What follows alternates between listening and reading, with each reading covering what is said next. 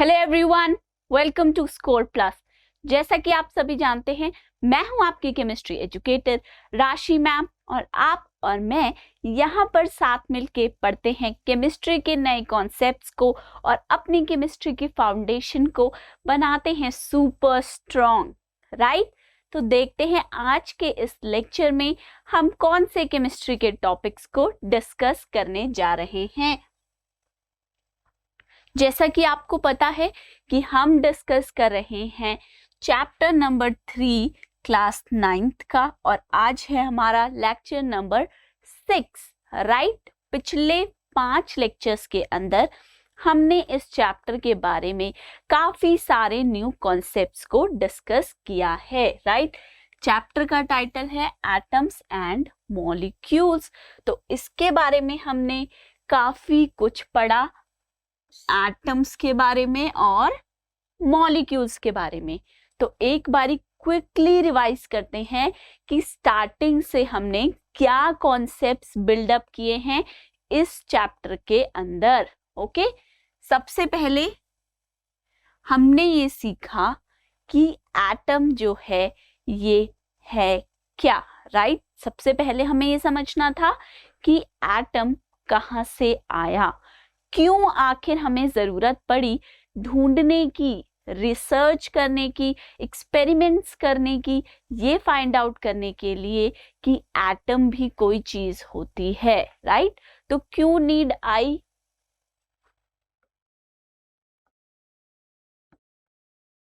हमारे आसपास काफी सारी चीजें प्रेजेंट हैं जो कि आती हैं in the category of matter, जिन्हें हम क्या कहते हैं, मैटर। चैप्टर नंबर 1 के अंदर काफी सारी चीजें हम ऑलरेडी मैटर के बारे में डिस्कस करके आए हैं, राइट। वहीं पे ही एक चीज देखी थी कि जो मैटर होते हैं इनका नेचर कैसा होता है, what is the nature of this matter, किस तरीके से बनते हैं ये।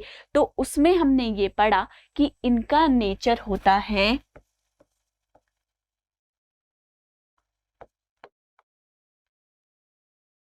पर्टिकुलेट। पर्टिकुलेट का मतलब कि ये बनाए जाते हैं, ये सभी मैटर बनते हैं पार्टिकल्स से, राइट। तो हम क्या कहेंगे, मैटर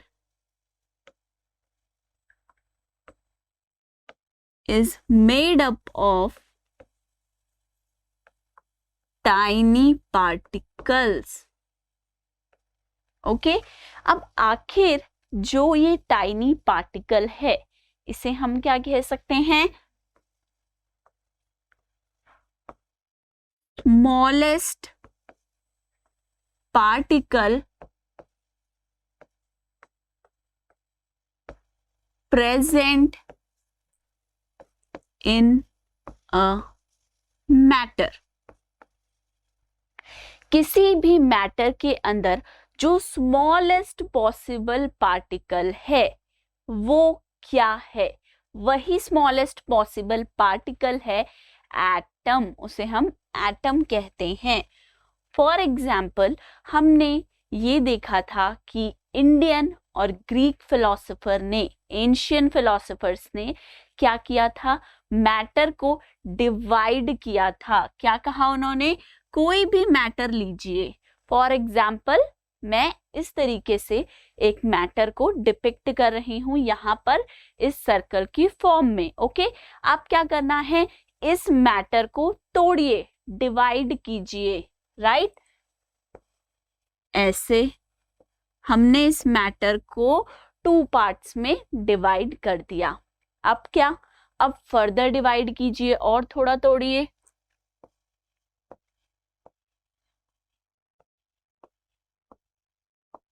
लीजिए फर्दर डिवाइड हो गया।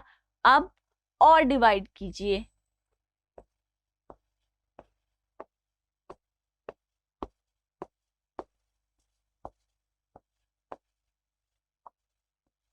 आखिर ये डिवीजन ऑफ पार्टिकल्स कब तक चलता रहेगा, कब तक हम इसे तोड़ते रहेंगे, जब तक हमारे पास नहीं आ जाता वो स्मॉलेस्ट पॉसिबल पार्टिकल।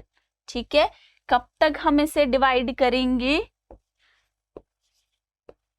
जब तक हमारे पास smallest possible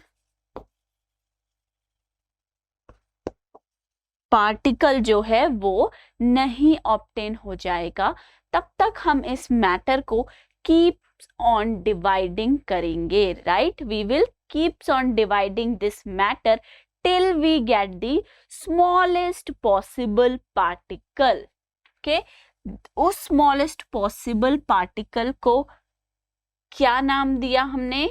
smallest possible particle जो किसी भी मैटर के अंदर प्रेजेंट है। ओके, सभी मैटर किससे बने होंगे? उसी स्मॉलेस्ट पॉसिबल पार्टिकल से बने होंगे, राइट? उसे ही हमने क्या नाम दिया? एटम। ठीक है, क्या कहा हमने? वो स्मॉलेस्ट पॉसिबल पार्टिकल जो हमारे मैटर को बनाता है, उसके अंदर प्रेजेंट होता है, उसे कहते हैं एटम। अब ये एटम जो है ये इंडिपेंडेंटली एग्जिस्ट नहीं करता, तो इसके पास दो रास्ते हैं। ये एटम जो है या तो बनाता है मॉलिक्यूल या फिर आयंस। ठीक है, मॉलिक्यूल्स कैसे बनाएगा? अगर दो या दो से ज्यादा सेम एटम्स भी हो सकते हैं या फिर डिफरेंट एटम्स भी हो सकते हैं, वो साथ में केमिकली कंबाइन कर जाएं और बना दें एक मॉलिक्यूल। फॉर एग्जाम्पल H2Cl2, ये दोनों ही क्या है? H2 के अंदर दो हाइड्रोजन एटम्स ने साथ में केमिकली कंबाइन कर लिया। इनके बीच में क्या होगा? दोनों एटम्स के बीच में एक फोर्स ऑफ अट्रैक्शन प्रेजेंट होगा। तो इसके केस में H2Cl2 में अगर हम देखेंगे तो क्या है? इन दोनों में ही सेम एलिमेंट्स यूज किए गए हैं, राइट? दोनों में ही देखिए H2 दो हाइड्रोजन के एटम्स, Cl2 दो हाइड्रोजन के एटम्स, तो इन दोनों में ही सेम एलिमेंट से मॉलिक्यूल बनाया गया। तो ऐसे को हम क्या कहते हैं? अगर कोई मॉलिक्यूल बनाया जाता है सेम टाइप ऑफ एलिमेंट से ही, तो उसे कहते हैं मॉलिक्यूल ऑफ एलिमेंट। किसका मॉलिक्यूल है? एलिमेंट का मॉलिक्यूल है। H2, Cl2, O2, P4, right? ये सभी क्या हैं? ये सभी हैं मॉलिक्यूल्स ऑफ द एलिमेंट। और यहीं पे ही एक और टर्म पिक्चर में आती है जिसे हम कहते हैं क्या? Atomicity, right? अब ये एटॉमिसिटी क्या है? आपके एटम्स साथ में जुड़ के, साथ में ग्रुपिज्म करते हैं, साथ में मिलके क्या बनाते हैं? मॉलिक्यूल्स बना रहे हैं, राइट? अब ये मॉलिक्यूल्स जो बने, मॉलिक्यूल्स ऑफ एलिमेंट, इसके अंदर आपको ये देखना है कि नंबर ऑफ एटम्स कितने प्रेजेंट हैं इन अ मॉलिक्यूल। जितने नंबर ऑफ एटम्स एक मॉलिक्यूल बनाने के लिए उसके अंदर प्रेजेंट होते हैं, हम उसे कहते हैं एटॉमिसिटी ऑफ मॉलिक्यूल। मॉलिक्यूल की एटॉमिसिटी क्या है? कि उसके अंदर कितने नंबर ऑफ एटम्स प्रेजेंट हैं। जैसे कि H2 क्या है? H2 डायटोमिक मॉलिक्यूल है। Di means two, atomic means atoms. एक मॉलिक्यूल जिसके अंदर दो एटम्स हैं, डाई एटॉमिक मॉलिक्यूल कहलाता है। उसी तरीके से P4, फॉस्फोरस का अगर देखें हम, फॉस्फोरस बनाता है P4, उसे क्या कहेंगे? Tetra atomic molecule. 4 एटम्स से बनाया जाता है फॉस्फोरस का ये मॉलिक्यूल, तो वो कहलाएगा टेट्रा एटॉमिक। तो एटॉमिसिटी से हमें क्या समझना चाहिए? Number of atoms.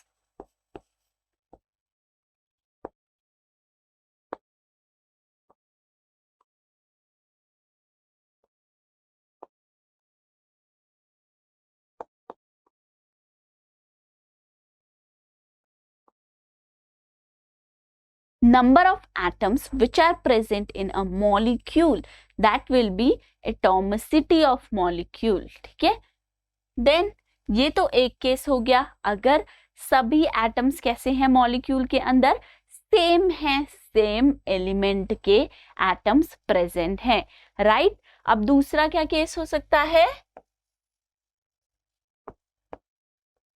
अगर जो आपका मॉलिक्यूल है वो बनाया जाए डिफरेंट एलिमेंट से, ठीक है, अगर एक मॉलिक्यूल बना है डिफरेंट एलिमेंट्स के एटम से, तो हम उस मॉलिक्यूल को कहते हैं molecule of compound. For example water H2O क्या है? एक मॉलिक्यूल है ऑफ अ कंपाउंड। कंपाउंड का मॉलिक्यूल क्यों है? क्योंकि ये बना है फ्रॉम डिफरेंट एटम्स, अलग अलग तरीके के एटम से बना है। डेल्टन्स एटॉमिक थ्योरी ने हमें ये बताया था कि जो सेम एलिमेंट होता है उसके सभी एटम्स होते हैं आइडेंटिकल, एक जैसे। वहीं अगर डिफरेंट एलिमेंट्स हैं तो उनके एटम्स कैसे होंगे? डिफरेंट, डिफरेंट मास होगा, डिफरेंट केमिकल प्रॉपर्टी शो करेंगे।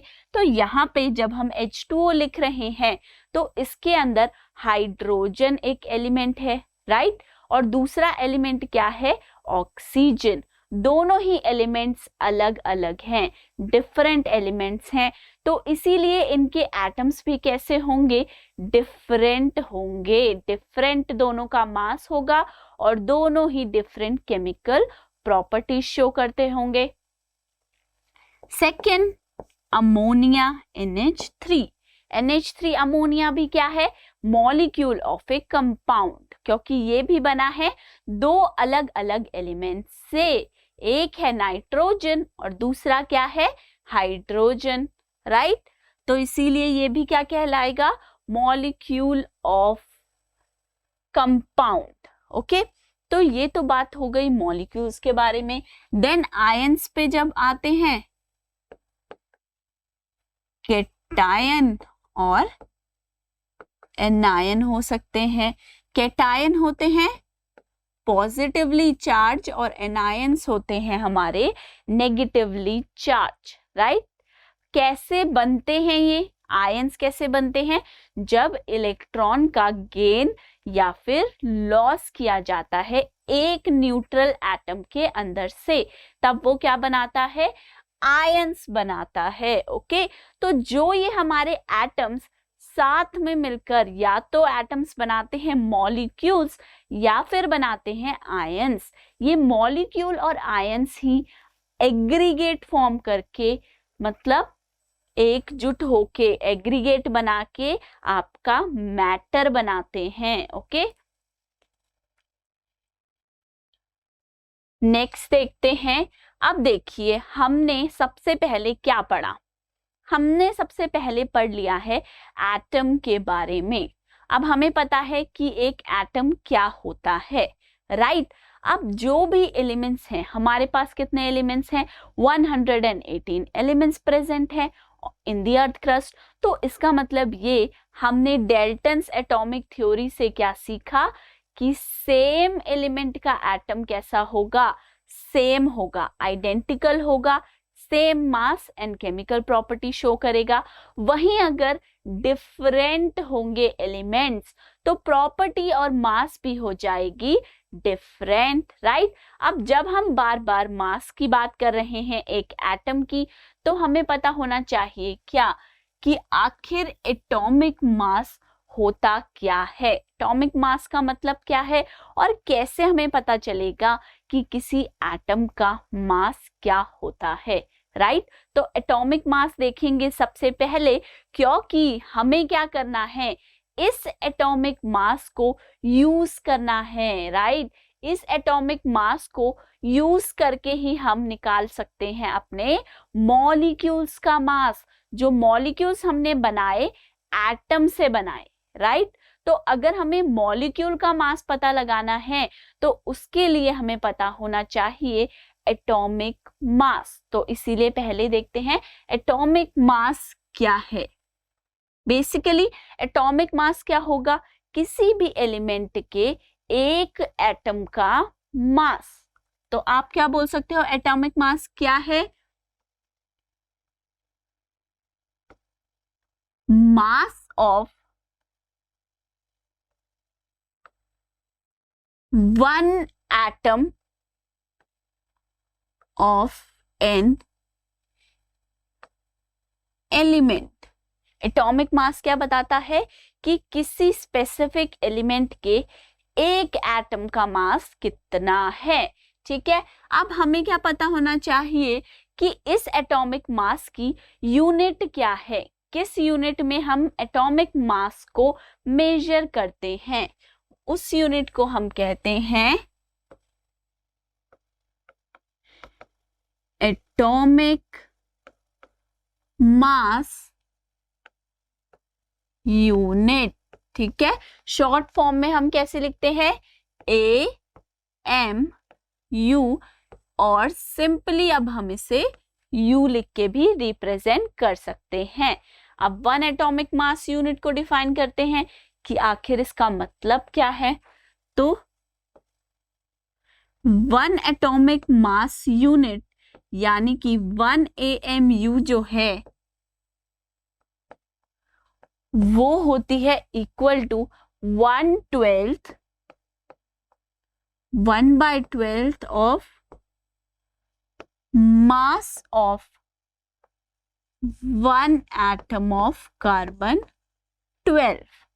कार्बन 12 के एक एटम का जितना मास होता है उसके 1/12 के इक्वल होती है हमारी वन एटॉमिक मास यूनिट, ठीक है।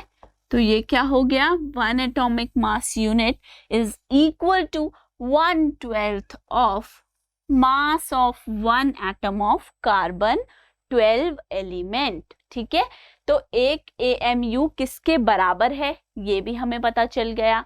अब देखिए हमें क्या पता होना चाहिए कि कुछ जो स्पेशल जो एलिमेंट्स हैं जो मोस्ट ऑफ द कंपाउंड्स में प्रेजेंट होते हैं उनका क्या क्या एटॉमिक मास होता है। तो कुछ एलिमेंट्स का हमें एटॉमिक मास पता रखना पड़ेगा, याद करना पड़ेगा। फॉर एग्जाम्पल हाइड्रोजन, कितना एटॉमिक मास होता है, 1 U। अब U क्या है, एटॉमिक मास यूनिट है, मास की एटम का मास मेजर करने की यूनिट है। देन कार्बन, कार्बन का क्या होता है, 12 U। Nitrogen 14 U। Carbon 12 U,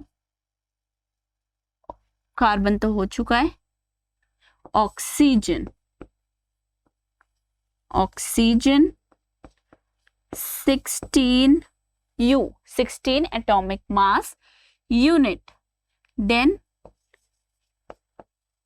chlorine 35.5 U। Calcium 40 U। इसी तरीके से और भी एलिमेंट्स हैं जिनका हमें मास जो है वो पता होना चाहिए। हाइड्रोजन के लिए क्या है, 1 U। कार्बन का हमें पता है 12 U होता है। Nitrogen 14 U। Oxygen, right, oxygen 16 U। फिर हमें किसका पता चल गया, क्लोरीन 35.5, कैल्शियम 40 U। इसके ओके तो उससे पहले केमिकल फॉर्मूले में हम क्या करते हैं, केमिकल फॉर्मूले के थ्रू हम अपने कंपाउंड को रिप्रेजेंट करते हैं। Symbolic representation of a chemical compound, right. Chemical formula क्या है, सिंबॉलिक रिप्रेजेंट है हमारे केमिकल कंपाउंड की। ये हमें बताता है कि हमारे जो केमिकल कंपाउंड है उसकी कॉम्पोजिशन क्या है। केमिकल फॉर्मूला हमें क्या बताता है कि केमिकल कंपाउंड जो हमारा है उसकी कॉम्पोजिशन क्या है।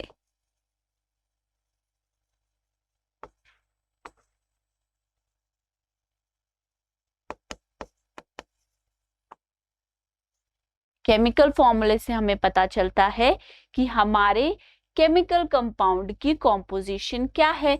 फॉर एग्जाम्पल अगर हम बात करें अमोनिया की, राइट, अगर मैं सिर्फ बोलूं अमोनिया और आपको ये ही ना पता हो कि ये अमोनिया का केमिकल फॉर्मूला क्या है, राइट, उस केस में आप ये नहीं बता पाएंगे कि अमोनिया की केमिकल कॉम्पोजिशन क्या होती है, कौन से वो एलिमेंट्स हैं जिनको मिलाकर, जिनके बीच में केमिकल बॉन्ड बनाकर ये अमोनिया बनाया गया है, राइट। और दूसरा सवाल, क्या आप ये बता पाएंगे कि इसके अंदर कौन कौन से एटम्स प्रेजेंट हैं और उनके नंबर क्या है, नंबर ऑफ एटम्स क्या है, वो भी नहीं बता पाएंगे, राइट। दोनों ही क्वेश्चन का आंसर हम यहाँ पर नहीं कर पाएंगे। उसके लिए हमें किस चीज की जरूरत पड़ेगी, हमें जरूरत पड़ेगी केमिकल फॉर्मूले की फॉर दिस कंपाउंड। अमोनिया का केमिकल फॉर्मूला हमें पता होना चाहिए। जैसे कि अब अगर मैं लिख दूं इसका फॉर्मूला, अमोनिया का फॉर्मूला क्या होता है, NH3।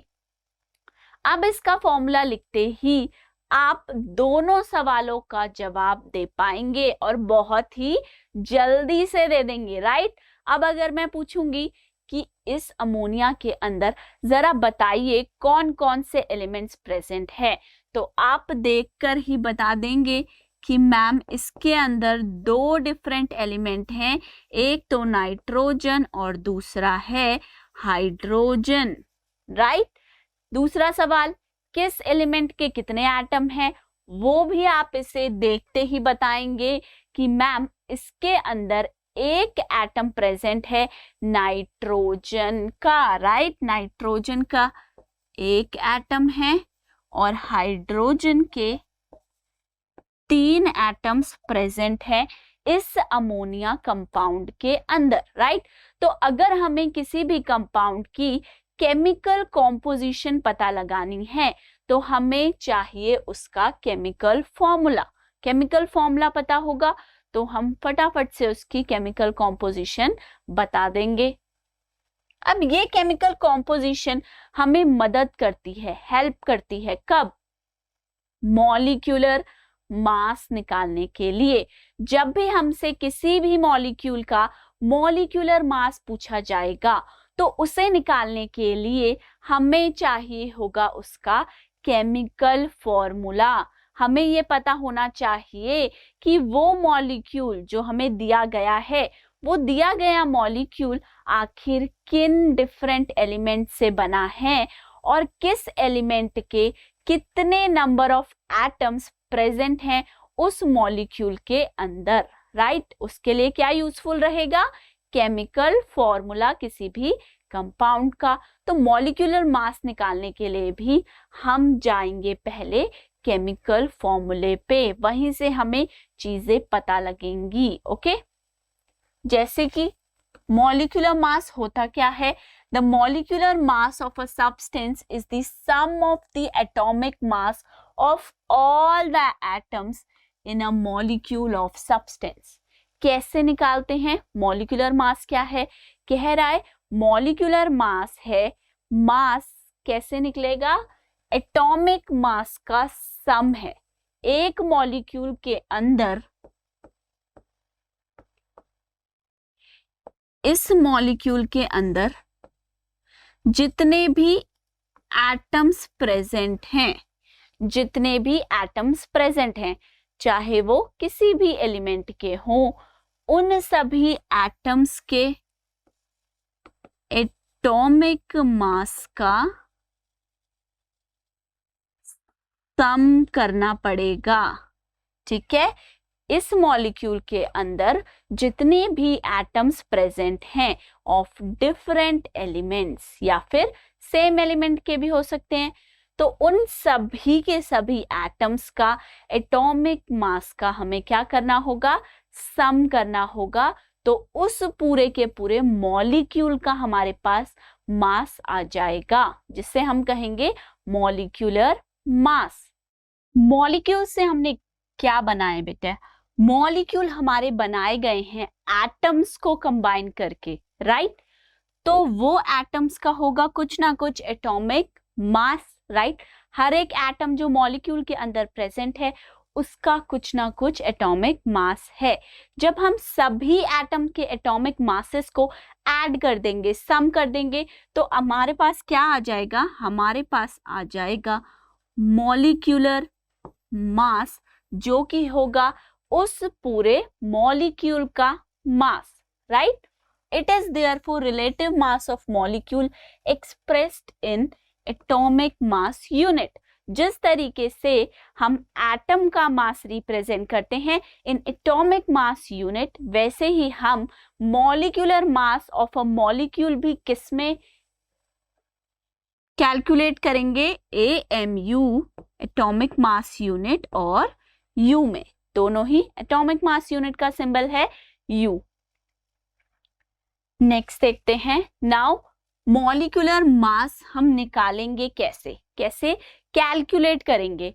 मॉलिक्यूलर मास निकालने के लिए ये जरूरी है कि हमें पता हो कि एटम्स, जो एटम्स हैं उनका मास क्या है, राइट? एक मॉलिक्यूल कैसे बनाया जाएगा?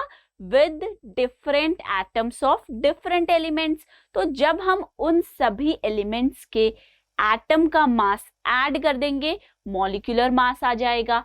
फॉर एग्जाम्पल लेते हैं कार्बन डाइऑक्साइड मॉलिक्यूल।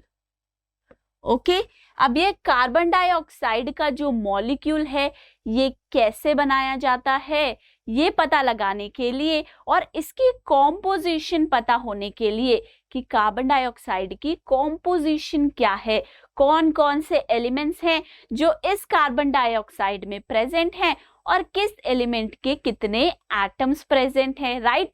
उसके लिए हमें पता होना चाहिए इसका chemical formula.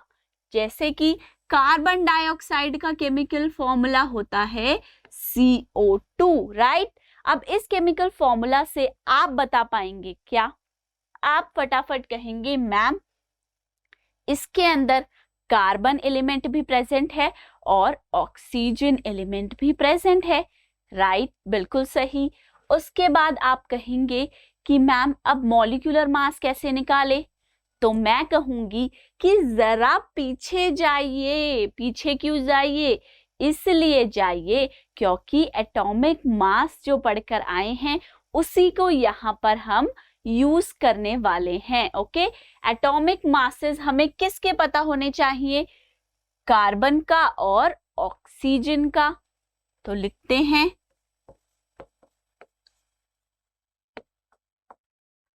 Atomic mass of carbon कितना होता है? ये होता है 12U। 12U। अब ऐसे ही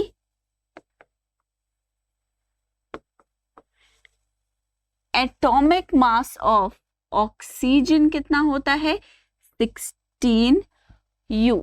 ओके, अब इन दोनों के एटॉमिक मास का यूज करके हम अपने पूरे मॉलिक्यूल CO2 का मास कैलकुलेट करेंगे। तो हम कैसे लिखेंगे? हम लिखेंगे मॉलिक्यूलर मास ऑफ CO2। किसका मॉलिक्यूलर मास निकाल रहे हैं? कार्बन डाइऑक्साइड का। कैसे निकलेगा? जिन एलिमेंट से, जिन एटम से ये मॉलिक्यूल बना है, उन सभी के एटॉमिक मासेस का सम करना पड़ेगा। तो हम लिखेंगे atomic mass of carbon plus, अब आप क्या लिखेंगे? Atomic mass of oxygen, then one more atomic mass of oxygen. तो इसी को सिंप्लीफाई वे में हम कैसे लिख सकते हैं? Twice the atomic mass of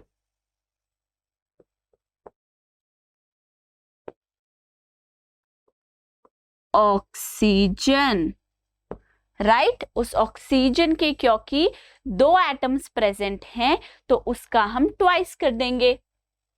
क्या आ जाएगा?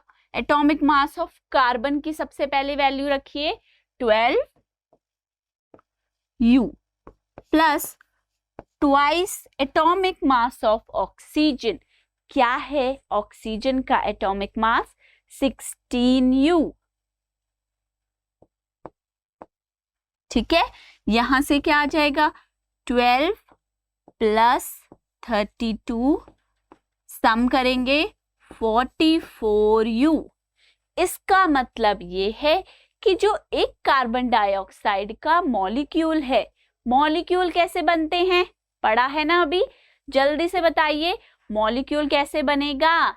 मॉलिक्यूल बनेगा एटम्स के साथ में केमिकली कंबाइन होने से, राइट? उस मॉलिक्यूल का मॉलिक्यूलर मास क्या है? कार्बन डाइऑक्साइड के लिए हमने निकाला 44U। ओके, इसी तरीके से सेम वे में हम किसी भी मॉलिक्यूल के लिए मॉलिक्यूलर मास जो है उसे कैलकुलेट कर सकते हैं। अब एक एग्जांपल देखते हैं एनसीईआरटी से। Calculate the relative molecular mass of water H2O। यहां तो देखो कितनी अच्छी बात है, फॉर्मूला भी साथ में दे दिया। ये नहीं कि फॉर्मूला नहीं दिया, आपको फॉर्मूला सोचने के लिए दिमाग चलाना पड़ेगा, राइट? हम तो वैसे भी ज्यादा दिमाग चलाना नहीं चाहते, तो यहाँ पे बहुत बढ़िया है कि इन्होंने फॉर्मूला भी मॉलिक्यूल का खुद ब खुद ही हमें बता दिया, राइट? अब क्या करना है? मॉलिक्यूलर मास निकालना है। किसका? H2O का मॉलिक्यूलर मास। कैसे निकलेगा? याद है या इतनी जल्दी भूल गए? मॉलिक्यूलर मास निकलेगा इसके सभी एटम के एटॉमिक मासेस को ऐड करने से, सम करने से। तो हम क्या लिखेंगे? Atomic mass of hydrogen. अब देखो हमारे पास H2O में वाटर के अंदर 2 एटम है हाइड्रोजन के, तो हमें एटॉमिक मास ऑफ हाइड्रोजन को मल्टीप्लाई करना पड़ेगा 2 से, ट्वाइस करना पड़ेगा, plus atomic mass of oxygen. ठीक है, कैसे सॉल्व होगा? एटॉमिक मास ऑफ हाइड्रोजन की वैल्यू होती है 1U, तो हम क्या करेंगे? 2 multiplied by 1U plus atomic mass of oxygen होता है 16U। उस वैल्यू को सब्स्टिट्यूट कर दो, 16U। क्या आएगा? 2U plus 16U equal to 18U। तो आपने निकाल दिया कि मॉलिक्यूलर मास वाटर का क्या होता है। Molecular mass of water H2O, उसकी वैल्यू क्या है? 18U। ओके, नेक्स्ट चले। नेक्स्ट क्वेश्चन है calculate the molecular mass of HNO3। ठीक है, HNO3 क्या होता है हमारा? नाइट्रिक एसिड होता है HNO3। ओके, तो इस HNO3 नाइट्रिक एसिड का हमें मॉलिक्यूलर मास कैलकुलेट करना है। तो हम लिखेंगे molecular mass of HNO3 nitric acid is equal to, molecular mass है, कैसे निकाल पाएंगे हम इस मॉलिक्यूलर मास को? अगर हम सभी एटम्स के एटॉमिक मासेस को ऐड करेंगे तब, राइट? तो हमें क्या लिखना है? हमें यहाँ पे एटॉमिक मास ऑफ हाइड्रोजन को लेना है, राइट? फर्स्ट हाइड्रोजन है, देन नाइट्रोजन, उसमें ऐड करना है एटॉमिक मास ऑफ नाइट्रोजन को, देन ऐड करेंगे हम 3 times atomic mass of oxygen. 3 times क्यों किया हमने? बताइए, क्यों हमने 3 से मल्टीप्लाई किया है एटॉमिक मास ऑफ ऑक्सीजन को? क्योंकि नाइट्रिक एसिड HNO3 के अंदर हमारे पास हैं 3 एटम्स ऑक्सीजन के प्रेजेंट, इसीलिए हमने इसे 3 से मल्टीप्लाई किया है एटॉमिक मास ऑफ ऑक्सीजन को। अब हमें यहाँ पे वैल्यूज डालनी पड़ेंगी, जिसका एटॉमिक मास पूछा गया है उसकी वैल्यू डालिए यहाँ पर। हाइड्रोजन का एटॉमिक मास होता है 1U, देन नाइट्रोजन का atomic mass 14U plus 3 times the atomic mass of oxygen जो कि 16U है। तो क्या आ जाएगा? 1U plus 14U plus 48U।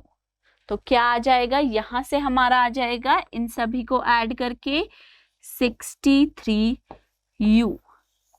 मतलब हमारा मॉलिक्यूलर मास जो है फॉर HNO3 वो होगा 63U।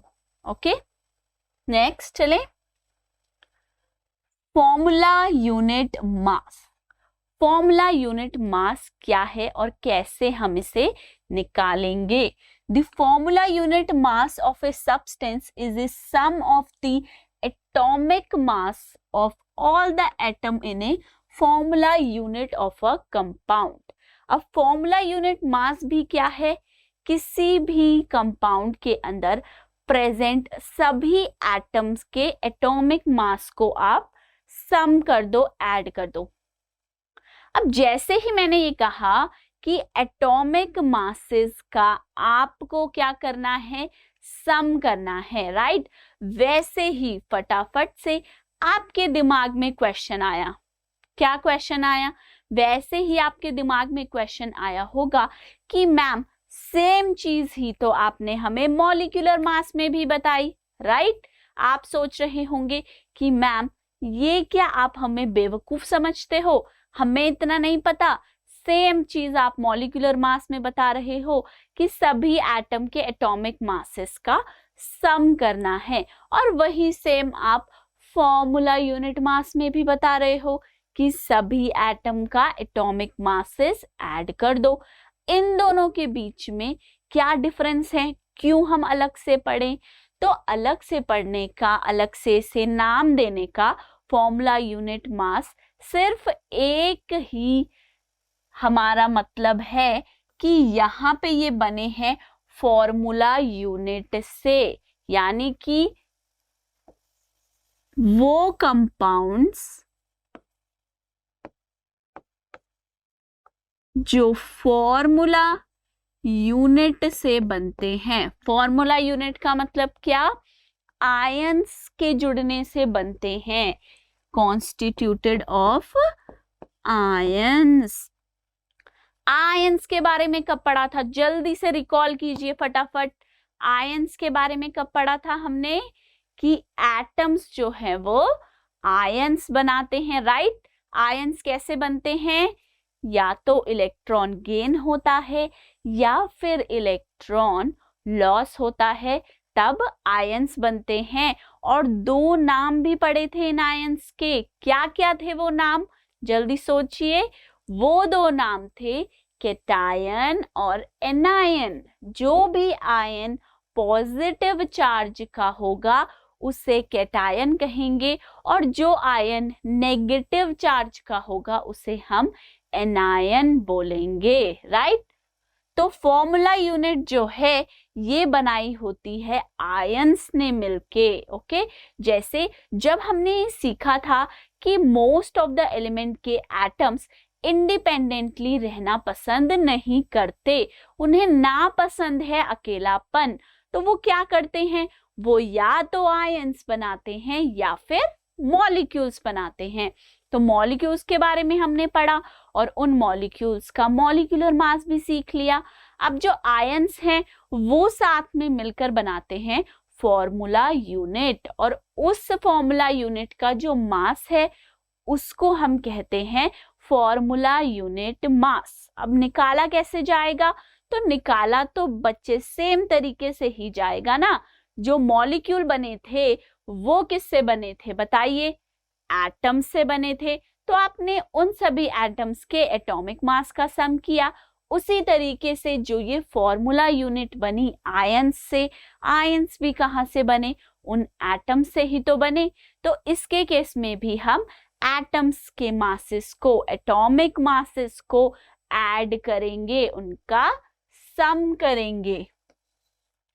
For example sodium chloride NaCl क्या है? एक फॉर्मूला यूनिट है, क्योंकि ये बनी है दो आयन से, सोडियम आयन और क्लोराइड आयन Na+ और Cl-, राइट? किससे बनी है? एक सोडियम आयन से और दूसरी क्लोराइड आयन से। अब फटाफट से आंसर कीजिए कि ये सोडियम आयन का नाम क्या होगा? क्या नाम बताया था इसका? क्या कहेंगे? Na+ को हम किस तरीके का आयन है ये? सोचिए, ये क्या है? कैटायन। पॉजिटिव चार्ज है इसके ऊपर, तो ये क्या है? एक कैटायन है। वहीं Cl- क्या है? एक एनायन है। इसके ऊपर क्या है? नेगेटिव चार्ज प्रेजेंट है, ये एक एनायन कहलाएगा, ओके? अब देखिए इसी का ही हम एक बारी कैलकुलेट करते हैं। क्या? मास। कैसे निकालेंगे? Formula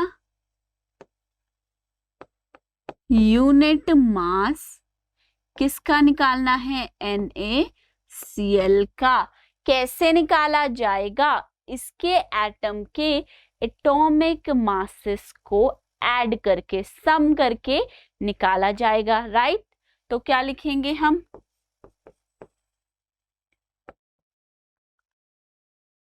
atomic mass of sodium plus atomic mass of chloride Cl। क्या क्या होता है इनका एटॉमिक मास? सोडियम का एटॉमिक मास होता है 23U, 23 atomic mass unit, plus chlorine का क्या मास होता है? इसका एटॉमिक मास होता है 35.5U, 35.5 एटॉमिक मास यूनिट। क्या आ जाएगा इन्हें ऐड करके? 53.5U, 53.5 atomic mass unit. 53.5 atomic mass unit से क्या बनता है? 53.5 एटॉमिक मास यूनिट है आपकी फॉर्मूला यूनिट मास NaCl का। सोडियम क्लोराइड का। ओके, सो इस लेक्चर में इतना ही, मिलते हैं अपने नेक्स्ट लेक्चर में। उसमें क्या करेंगे, देखिए आज हमने क्या कॉन्सेप्ट्स डिस्कस किए। आज के लेक्चर में हमने सीखा है कि किसी भी मॉलिक्यूल के लिए, मॉलिक्यूल कैसे बनते हैं, एटम्स से बनाए जाते हैं। तो मॉलिक्यूल का मास जो है, मॉलिक्यूलर मास, वो कहाँ से आएगा, वो आएगा उन सभी एटम्स के एटॉमिक मासेस को ऐड करके, राइट। तो उसके लिए हमें क्या पता होना चाहिए, नंबर 1 आपको ये हमेशा पता होना चाहिए कि मॉलिक्यूल का केमिकल फॉर्मूला क्या है। तो हमें केमिकल फॉर्मूले अच्छे से पता करने हैं, राइट। केमिकल फॉर्मूले सीखना बहुत ज्यादा इम्पोर्टेंट है हमारे लिए। नंबर 2 हमें पता होने चाहिए डिफरेंट एलिमेंट्स के एटॉमिक मासेस, सभी के नहीं, लेकिन हम एटलीस्ट उतनों के याद रखें जो हमारी एनसीईआरटी के अंदर हमें दिए गए हैं, राइट। पॉसिबल नहीं है ना, मैं ये नहीं कह सकती आपको कि आप पूरे 118 एलिमेंट्स के एटॉमिक मास याद कीजिए, क्योंकि वो तो मेरे खुद के लिए ही इम्पॉसिबल है, मुझे भी इतने सारों का याद नहीं है, ठीक है। तो उतना नहीं, लेकिन जितना आपकी एनसीईआरटी बुक के अंदर दिए गए हैं एलिमेंट्स के मासेस, कुछ ही दिए गए हैं, आई गेस 10 तक ही होंगे, राइट। 10 एलिमेंट्स हैं, उनके एटॉमिक मासेस को हम याद रखेंगे। क्यों रखेंगे, क्योंकि एनसीईआरटी में जो दिए गए हैं तो उसी में से तो क्वेश्चन आएगा, राइट। तो वहां पे क्या यूज होंगे, वही सारे एलिमेंट्स के एटॉमिक मासेस। तो उतनों के हम एटॉमिक मास याद रख लेंगे, वो हमें हेल्प करेंगे कहाँ, मॉलिक्यूलर मास निकालने के लिए, जो डिफरेंट हमारे मॉलिक्यूल से बने होंगे, राइट। देन हमने सीख लिया कि मॉलिक्यूलर मास मॉलिक्यूल्स के लिए निकलता है और फॉर्मूला यूनिट मास निकलता है हमारे फॉर्मूला यूनिट्स के लिए, जो कि बनाई जाती हैं आयन से। They are constituted by ions, right. अब नेक्स्ट लेक्चर के अंदर हम एक बहुत इंटरेस्टिंग सा कॉन्सेप्ट पढ़ेंगे जिसे कहते हैं मोल कॉन्सेप्ट, ठीक है। मोल्स क्या होते हैं वो हम नेक्स्ट लेक्चर में डिस्कस करेंगे। तब तक के लिए इन लेक्चर्स को अच्छे से पढ़िए, अच्छे से रिवाइज कीजिए, नोट्स बनाइए, राइट। अगर लेक्चर के नोट्स आपको चाहिए तो आप जा सकते हैं स्कोर प्लस की ऐप पे और वहां से पीडीएफ फॉर्मेट में हमारे नोट्स डाउनलोड कर सकते हैं। Thank you so much.